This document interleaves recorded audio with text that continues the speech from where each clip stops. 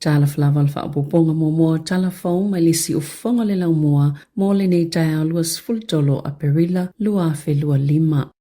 Sa faasilisile le vaenga ofisa o tainga lo ofisa o le tamapa ia i le Vatikano le misa sao le fale la wasinga o le afionga ia Pope Francis o le awhaia le asoto nai luas fuluono a perila lua fe lua lima i le se fulu le tai au i le faatawhawhao sangato petelo po le St. Peter's Square o le tai au le asolulu e momoli elo na tino maliu mai le malu Casa Santa Marta anga ia tu le Basilica o sangato petelo e tatala i le avanoa mo tangata lautele e asia tu iai o le ata oto le tino maliu o Pope Francis le Basilica o sangato petelo mai le asolulu e o atu i le asoto na ilona fale la wasinga o le fionga ia Cardinale Giovanni Battista Re o le taiulu le kolisi o Cardinale o le ata itaina le misa sa e langolango sua iai Cardinale a ki epikopo mawhaithi au mai tu e thia o le lalolangi. O le patipatinga le Eucharistia o le awhailonga i fo i le amatanga o aso iwa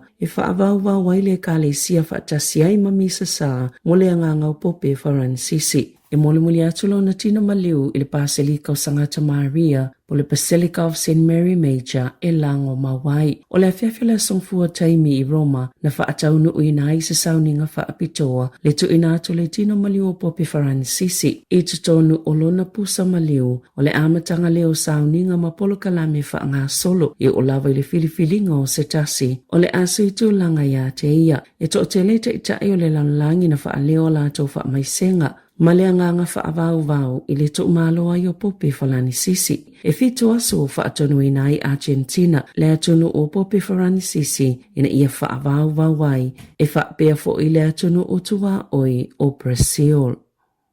Na whailo i atu le Balimia Christopher Luxon i le tupo sa lesa i Windsor Castle i le aso ana nafi. Na taunu o Luxon i Beretania i le aso saa o le aso lua fo i le na whailo i atua i le Balimia o Beretania o Sir Keir Starmer. O vaenga sa fuafuaina e talanoina ia whailo inga o tūlanga whaapisinisi e maisele whaalolo tonga o sootanga ua iai. Ma talano fo i tangata whaipisinisi ia na awai le fono sa whaiei au kilani la Infrastructure Investment Summit i le masina taluai. O le lava malanga asiasi o se avanoa e toi whaamausali e whainga baanga o le puipuinga ma le saunga le moni o Silam Beretania e le ilewa atu nei lea sa inivesi i le malo. Le se fululua piliona Tala mo le sifata usanga e toi whaafawai fōlinga whaona pōnei o le militeli ma le puipuinga ni usila ina ia mawhai o na tali atu ni os whainga. Wa tala whiaunga le asia singa ma le whaasila silanga le whainga malo. O le atu e whaapopua na whasosoa ni wha militeli e langolango i le puipuinga Ukraine e o atu i ate se malua whelua ono. O le polokalame whai whaatasi leo lo oa o ina le silia malto limas fultolu wafe o fita a Ukraine. E asia e Luxon lea ai o Istanbul, mamalanga atu i Galiboli mo le aso i whaamamaluina i fita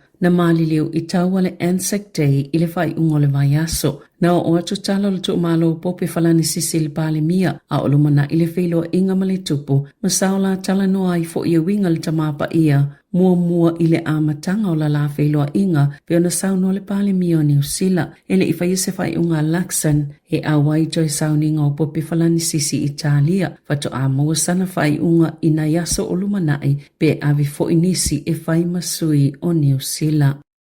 E le whaingo fiala whaanga solonga o le tatalanga o se teo ngātu pefou, ma e iei lawa tangata e whainga tātele ni tu unga e whea ngai mai lātou. A ua iei nei se whainga ua whaata i ta e whalitupe o le Westpac e ma whai eo na alofia ia tu unga. O niso tangata e whainga tā o na whaini teo ngātu pefou e au fiei pāngo tā tangata sulu whai ma tangata e leini a inga o na e tā pā IDs manisi o whaamauninga na tala no le Westpac i le whalitupe wha leo. Ma au o nanga o whalitupe faulea polkalame ma o le a ngālulu e whaatasi ai ma whaala potopotonga e au fiele City Mission, FinCap, ma tā ngāluenga o whalipuipui ma le ora ngā tamariki o le a ngālulu e le Westpac ma tangata i le vao le lua se fulu Mali to tolu se fulu ilea whaata ita inga o te unga tupe phone nei o le ale ini tu ungon tupe amata le ai fo ini tau e tutongi po oni bank fees. E ngā lului fo ile Westpac male matanga luenga o whalepui e whaini te unga tupe mo bango ta ia whaato a te tala pe maa ngalo e fesosoani ai ia ilatou. Ina ia whaafaingo fie o na ia ili whaso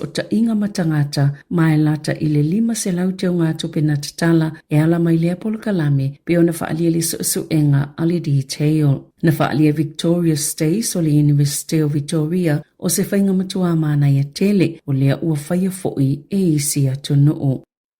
Ua whaasalaina le pule nuu o Kilani Wayne Brown ile se lau 5 se fulu tā lama demerit points po o maka lea ngai 2 se fulu o na ole whaanga o lana telefoni a o ave le taavale. Sa su eina Brown e leo o na sāwhia se whanotanga le komiti o whela ua inga ale pule ngā nuu i lunga o whaota inga whaate konolosi ma sāwa ayai Brown o whaonga lana telefoni a o ave le taavale. Ile taimina ia ki na ili telefoni e whesili isu il whela ua inga o Kilani le taime le whanotanga. Na whaalia so upal pule nuu sa awai Brown ile whono a o ia le fale ai ona o lea salu i le isi ana mata upu lea na alai ona whaawau una whaalongolongo i lana telefoni i le fono ona o le tāu o le mata upu sa tala noaina sa ia sila fia e le tala whea ngai ma whaato ese ai i le sasi o lana whaai unga na whai.